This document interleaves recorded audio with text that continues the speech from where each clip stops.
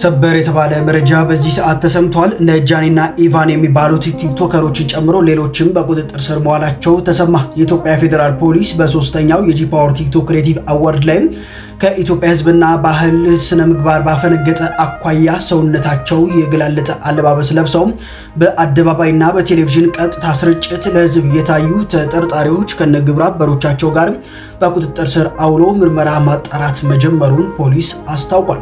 ተቀባይነት የሌለው አስነዋሪ አለባበስ ለብሰው በአደባባይና በቴሌቪዥን ቀጥታ ስርጭት የታዩ ዝግጅቱን በስፖንሰርነት እየደገፉና እንዲሁም ደግሞ ፕሮግራሙን ያቀነባበሩ ተጠርጣሪዎችም ወንጌላዊት ገብረ እንድሪያስ በርሄ፣ በረከት ጸጋዬ ጅፋር፣ መቅደም ደረጀ መንግስቱ፣ ግሩም ገዛሃኝ ቀጭኔና እንዲሁም ደግሞ ዮሐንስ መኮንን ኃይለ ማርያም ወይም ደግሞ ጃኒ የተባሉ ግለሰቦች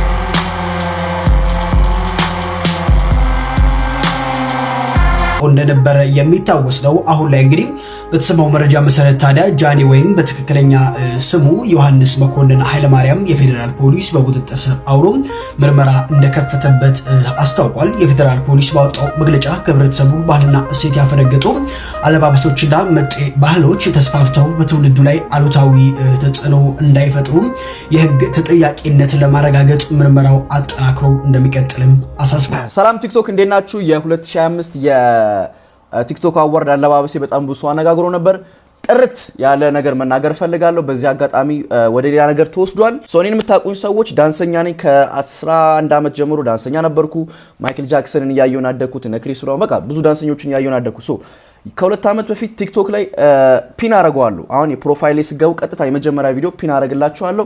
የማይክል ጃክሰንን ልብስ ፖስት አድርጌ ነበረ። በቃ ከዚህ በኋላ ለራሴ አዋርድ ስቀርብ እንደ ማይክል ጃክሰን ነው መልበስ የምፈልገው የሚል ነበረ። እንደሱ ነበር ለመልበስ ሀሳቤ። ግን እኔ ያሰብኩትና ሰው የተቀበለው በጣም ግራ ተጋብቷል።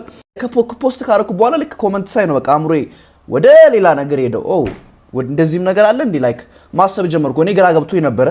ኦኬ እስቲ ምናምን ከዛ ደግሞ ቦርሳው መጣ። ደግሞ አልዋሻችሁም ቦርሳ ሐሳብ አልነበረም፣ ከዘራ ነበር ያሰብነው። ይሄ ዘመናዊ ከዘራ አለች እና ኬት አባታችን አምጠው ምንም ልናመጣው አልቻለም። ከዛ ቦርሳው ደግሞ ክለች ባግ ይባላል። የወንድ ቦርሳ ነው አክቹሊ። ትንሽ ብልጭልጭ እያለ ነበር። ሰው ሀበሻ ልብስ ነው ያሰፋውበት።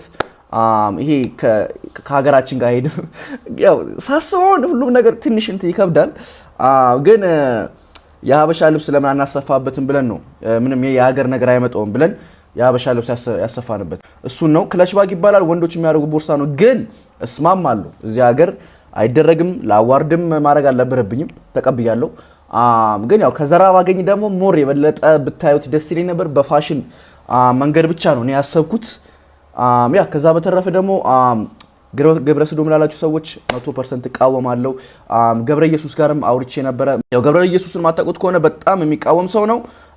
ገብረ ሰዶም የሚያወግዝ የሚቃወም ሰው ነው። ከዚህ በፊትም ቪዲዮቹን እከታተላለሁ፣ አከብረዋለሁ፣ እወደዋለሁ። በጣም በጣም ጥሩ ሰው ነው። ከዚህ በፊት እኔ ስለማውቀው ነው ይሄን እምላችሁ። አሁን በድጋሚ ኦርቶዶክስ ነኝ ማንም ሰው ኮመንት ስላደረገ ማንም ሰው በሌላ ነገር ስላየኝ ኦርቶዶክስነቴ ማንም ሰው ሊወስደው አይችልም። ግን ስሜን ደግሞ ማጥራት ፈልጋለሁ። ቢካዝ በጣም የሚወዱኝ ሰዎች አሉ፣ የሚከታተሉኝ ሰዎች አሉና ያ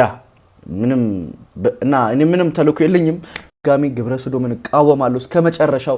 እኔን የሚያቀኝ ሰው ያቀኛል። ቢካዝ አይቻለሁ ኮመንታችሁን፣ ሜሴጅ ላይ መጣችሁን ያውቃለሁ ጃኒ በእንደዛይ ነገር እንዳላሰብኩ አውቃለሁ ብላችሁ የመከራችሁኝ ሰዎች አሉ፣ የሳደቡም ሰዎች አሉ። ግን ደግሞ የመከራችሁኝን በጣም ማከብራችሁ። ያ በድጋሚ አጥፍቻለሁ፣ አልዋሽም። ቦርሳ ኢትዮጵያ ውስጥ ሌላ ታሪክ እኔ እኮ ፖስት ከተደረገ በኋላ ነው ያሰብኩት። እና ለማንኛውም ያ እወዳችኋለሁ፣ አከብራችኋለሁ። ቲክቶከሯ ኢቫን ወይም ደግሞ ወንጌላዊት እንግዲህ በዚህ አለባበሷ ነው በቁጥጥር ስር መዋላ የተረጋገጠው። ታዋቂዋ የቲክቶክ ፈጣሪት በትክክለኛ ስሟ ወንጌላዊት ገብረ እንድሪያስ በርሄ ዛሬ እንግዲህ በፌዴራል ፖሊስ በቁጥጥር ስር መዋሏ ተሰምቷል። እንግዲህ ይህ አለባበሷ በበርካታዎች ዘንድ ከሰሞኑ መነጋገሪያ ሆኖ ነበረ። ከባህልና እንዲሁም ደግሞ ከህግ አግባብ ጋር የሚጋጭ አለባበስ በመባሉ ነው እንግዲህ በቁጥጥር ስር የዋለችው። ምርመራው ከተጠናቀቀ በኋላ ጉዳዩ በህግ ሂደት ተይዞም የሚጠበቀው ውሳኔ ለማግኘት እንደሚቀርብም የፌዴራል ፖሊስ አስታውቋል። እናንተስ በዚህ ጉዳይ ምን ትላላችሁ? ሀሳባችሁ ነበር። ነገ እናት መሆንሽ አይቀርምና ዳርክ ያው የልብሱ ጉዳይ እኔና አንቺን እያነጋገረን ስለሆነ ኢሹም እሱ ስለሆነ ነገ እናት ስትሆኚ ልጅ ትወልጃለሽ እና ነገ ልጆችሽ ትምህርት ቤት ሲሄዱ የጓደኞቻቸው ምናልባት ያኔም ኢንተርኔቱ ከዚህ በላይ ስለሚሆን አውጥተው እናታችሁን እዩ ብለው ሙድ ሊይዙባቸው ይችላሉ ብለሽ አስበሽ ታውቂያለሽ? አሁን ላይ እንደዛ ብዬ አላስብም። እንደነገርኩ አሁንም ደግሜ በጣም ብዙ ጊዜ ደጋግሜ የምናገረው በጣም ከሰለጠነ በጣም ከተማረ ቤተሰብ የተወለድኩኝ እና አስተዳደጌም ከሰለጠኑ ቤተሰቦች ጋር ነው እና እኔም የሰለጠንኩኝ እናት ነው መሆነው ማለት ነው። ልጄ የፈለገውን ልብስ እንዲለብስ የፈለገውን ፋሽን እንዲከተል ለምሳሌ ሰዎች ቢተቹት በአለባበሱ ሊሆን ይችላል፣ በእንትኑ በአቋሙ ሊሆን ይችላል፣ በብዙ ነገሩ በመልኩ ሊሆን ይችላል። ምንም አይነት ትችት ቢደርስበት ኖ ያለውን ነገር አክሰፕት የሚያደርግ የሰለጠነ ልጅ የማፍራት ሀሳብ ነው ያለኝ። ስለዚህ እርግጠኛ ነኝ ነገር እንደው ወደፊት እርግጠኛ ነኝ ከ5 እና ከ10 ዓመት በኋላ ልጆች ቤተሰብ ምናምን ይኖረኛልና በጣም ፋሽን ተከታይ ቤተሰቦች ፋሚሊ እንደማፈራ ተስፋ አደርጋለሁ። ጭራሽ እንኳን እንደዚህ አይነት ስሜት ሊሰማኝ ቀርቶ ማለት ነው። መልካም። አንቺን እያዩ የሚያድጉ ህጻናትስ? እንዳልኩ ነው ከኔ እያዩ የሚያድጉ ህጻናት ከኔ ኮንፊደንስ ነው መጀመሪያ፣ በራስ መተማመን፣ ኮንፊደንስ፣ የሚፈልጉትን ነገር መናገር፣ ሀሳባቸውን በግልጽ መናገር መማር አለባቸው ብዬ ማሰበው። ሁለተኛው ሲቀጥል ብዙ ልጆች ለምሳሌ ልጆቻችን እኮ እንትን ስለሚያዩ ህጻናት ስላሉ እንደዚህ ስለሚሉ ሲጀምር ከ18 ዓመት በታች ፕላትፎርሙ አይፈቅድም ልጆች ቲክቶክ ላይ እንዲቀመጡ ማለት ነው። ስለዚህ አንድ ወላጅ ልጄ አንቺን ማየት የለበትም ብሎ ካሰበ ሲጀመር ልጁ ነው መጀመሪያ ቲክቶክ ላይ መጠቀም የሌለበት ማለት ነው። ራይት እንደዛ ብዬ መልካም። አሁን የማደርገው ነገር ይሰማል? ኢቫን ኔትወርክ ይዞሻል አይ ቲንክ። እሺ ፍቅሬሽ፣ እሺ ይሰማል አይደል ኢቫን? አዎ ይሰማል። አሁን የማደርገው ነገር ማለት የፋሽኑን ጉዳይ ወይንም ደግሞ አሁን ኢሹ የሆነው የመገላለጥ ጉዳይ ልክ ነው ብለሽ ታስቢያለሽ? የማደርገው ነገር ልክ ነው ብለሽ ታምኝበታለሽ? ስለማምንበትማ ነው ለብሼው የምመጣው። መልካም። ለምንድን ነው ታዲያ ይሄ ሁላ ትችትና ስድብ ወይንም ነቀፌት አንቺ ላይ እየመጣ ያለው? ይሄ ሁላ ህዝብ ለምንድን ነው እንትን የሚለው? አሁን ራሱ ኮመንቲን ያው እኔ እያየሁት አይደለም። ለምንድን ነው ታዲያ ሁላ ነገር የመጣው? ምክንያቱም ማጆሪቲው ከተቃወመ የሆነ ችግር አለ ማለት ነው።